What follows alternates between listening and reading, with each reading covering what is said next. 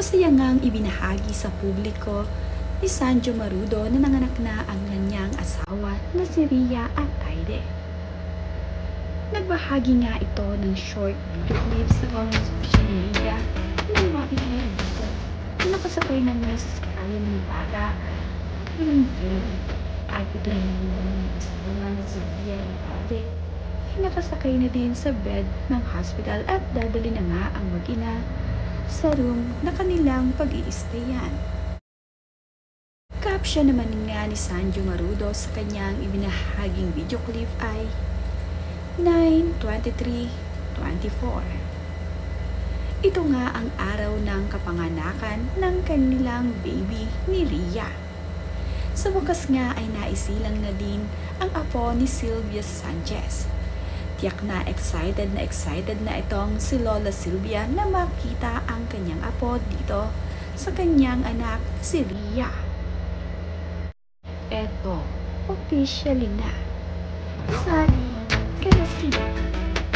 Baby sila ang anak ni Sanjo Marudo at Rhea Atayde. Ang isip ay sabi. Napaka-cute nga ng pangalan ng anak ni Rhea na ngayon nga ay apo na ni Sylvia Sanchez.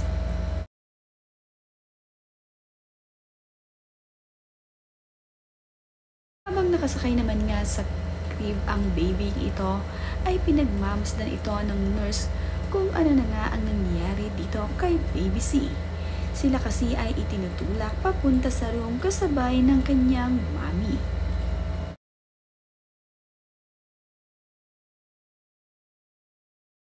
Excited na tiyak ang Atayde family na ma-meet ang bagong miyembro ng kanilang pamilya.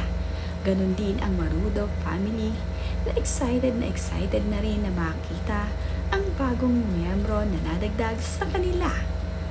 Lalong-lalo na nga at madalas ibinabahagi ni Sylvia Sanchez na akin na nga lamang daw ang kanyang apo.